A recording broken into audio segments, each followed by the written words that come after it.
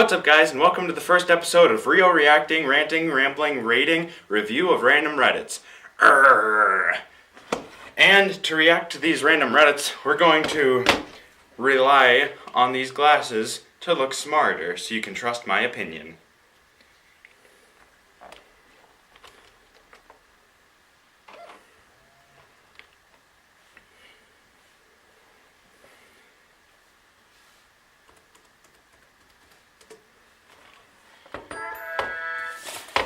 Now, what we do in this show of reacting to random Reddits is that we pull up random Reddit stories that we found in random subreddits and we read them for you to hear. Now, when we read them, we base what we say about them on a few different things. Number one, if they were a good story, and number two, if we think they're true. And that's what we'll be judging today. So you can be the judge along at home too if you want. Comment down below what you think about each story. So let's begin. Now, this first story, I don't know what it's called because I only pasted the story, not the title, in a minute.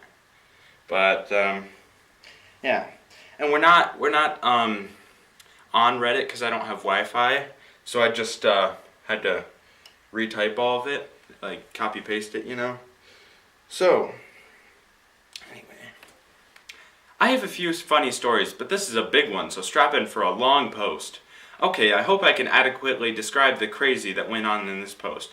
I'm on my phone to write this, so please excuse my errors. Some background. My business partner, L, I own and operate a small business, health and massage spa in a fairly small town. Alright.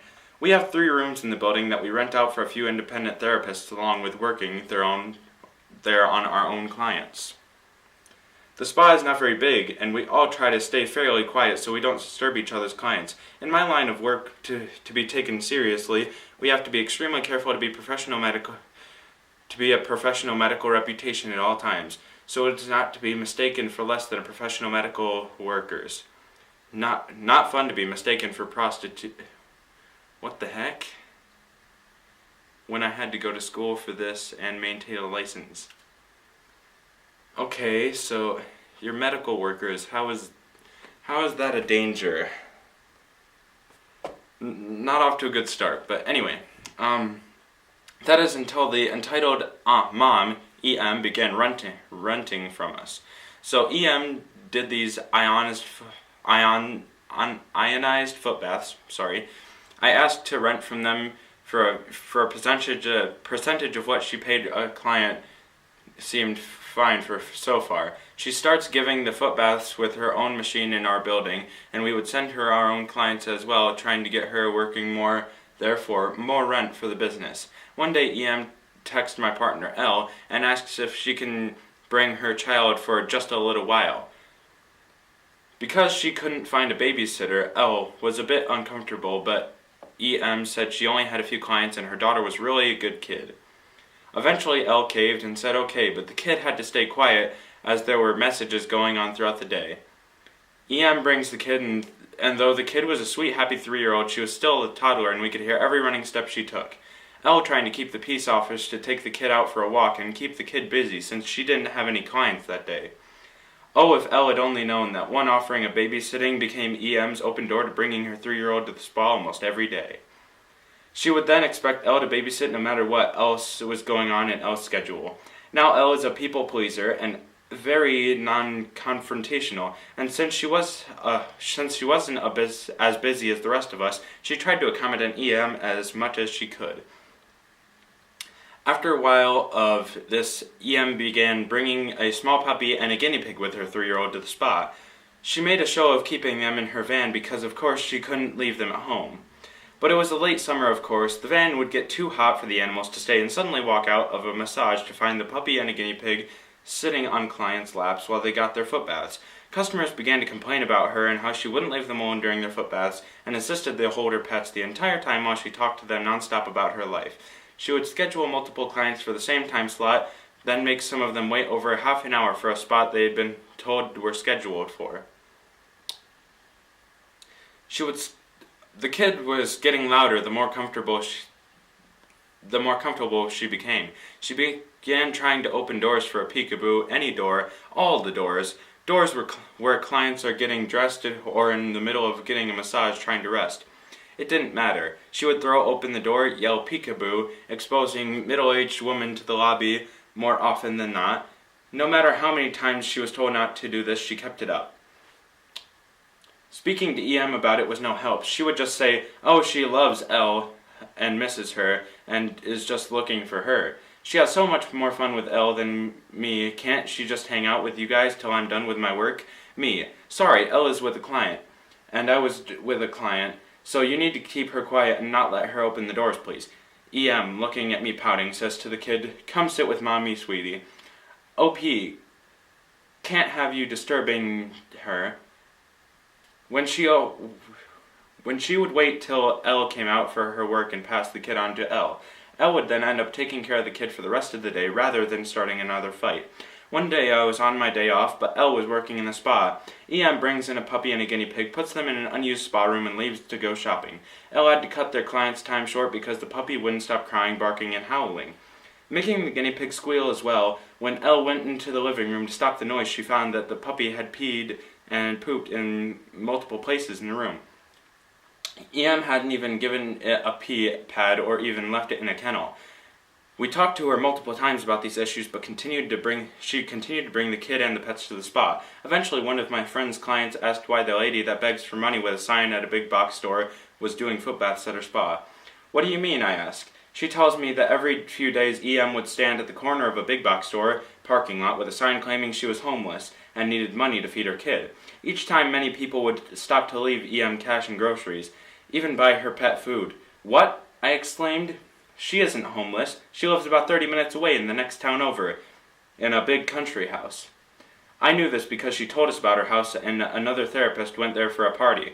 My friend leaves and I speak to Elle about what I just found out.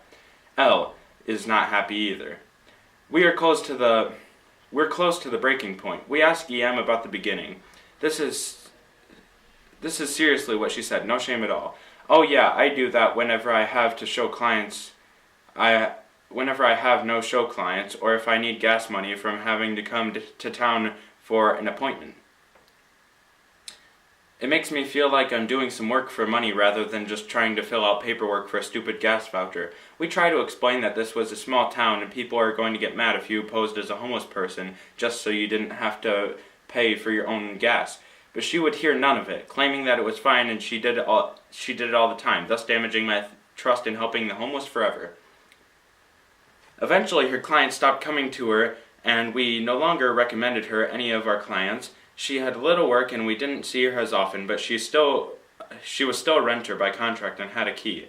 Elle and I talked about the best way to terminate her contract and get the key back with the least drama. As luck would have it, we didn't have to do much of anything. One day, Elle tries to text EM about one of her clients waiting for a foot bath, only to get an automatic reply saying Elle's number has been blocked. So a few days later, after no success of contacting with EM, I text her phone saying this. Hi EM, I don't know if you're getting this. Elle tried to text you earlier, but it said she was blocked. Maybe, kid, hit wrong button or something. Anyway, if you get this, a client wants in with you. If you can contact us for scheduling, thanks OP. EM responds with, I'm tired of all this drama with you guys. I didn't block anyone. My kids didn't do anything wrong. I'm tired of you both blaming her for everything. I'm leaving the spa and I quit. Good luck replacing me. Realizing that this was my chance to get rid of EM once and for all, I quickly text back, I'm sorry you feel that way. Please drop off your key at the spa and pick up any equipment you have there ASAP. Thanks, OP. To my surprise, she did. No problems about it. She walked in as fast as she could, dropped the key on the desk, and left, without a word. For a few weeks afterwards, I would see her on the big box store begging, but the store grew tired of her too after multiple reports of her lying about being homeless from people around town. Big box store now has no begging on the premises policies because EM. So that's my biggest entitled parent story. I hope you all enjoyed my frustration and annoyance and had a good laugh at it all. The end. Alright. That is one story. Anyway, I hope you guys enjoyed that one. Now to rate it, I guess. Now, I don't know. See, it seemed alright with, like, everything, how she was like bringing her kids to the thing and the dogs and everything and guinea pigs, that seemed kind of true, you know, I believe it. And I don't know, the overall story I can kind of believe. Yeah. So I'm gonna say believability is probably an 8, because you never know what's going on, but I don't know, I'll give him a benefit of the doubt here. Yeah, it's probably an 8. And alright, so and then the entitled parent it definitely fits in this subreddit, so that's a 10 out of 10 obviously, because it fits. And yeah, that's definitely not a right thing to do, pretending to be homeless so you can get free stuff. That's definitely not a thing you want to be doing, not a thing you want to be caught doing either. It ruins your reputation forever. And like the person said here, it made them lose trust in helping homeless people forever. So not only did she ruin her own reputation, but every homeless person ever. So, you know, that's not good. And I guess the only thing that I can kind of see as skeptical is that out of nowhere she blocked them and then said she didn't block them, which makes no sense. And also the thing up at the very top about how they're like, they have a massage spot and stuff for like, I don't know, excuse me, manicures or something, and then they don't want to be mistaken for something otherwise. I don't see how that could be a mistake that someone would make, but alright, whatever.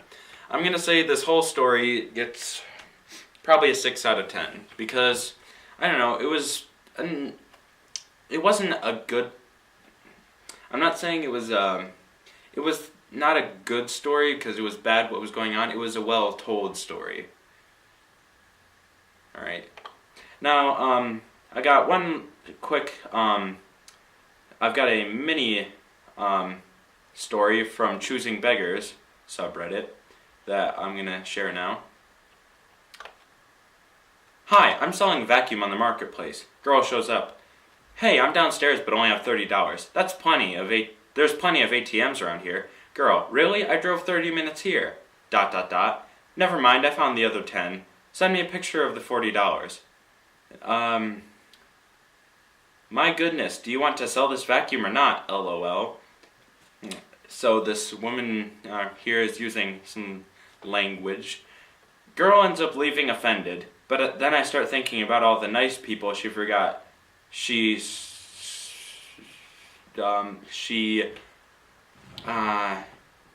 think of all the nice people she tricks in order to pretend she forgot $5. She messed up with the wrong one today. Oh.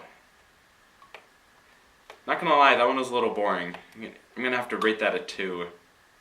It's hardly a choosing beggar thing, actually. It's just saying that they're like, hey, I have $30 and I drove here 30 minutes. Never mind, I found 10. And then she's mad because he wants a picture of the $40. I don't know, I don't think it applies that much. Anyway, if you enjoyed the video, then comment down below. If you want to hear any other subreddit, if you want to hear any other subreddit story or anything, maybe not even a subreddit story, just any story in general, like, or any other type of video at all, any idea you want to see, any good idea of a video you have, then comment it down below, and I'll read the comments, and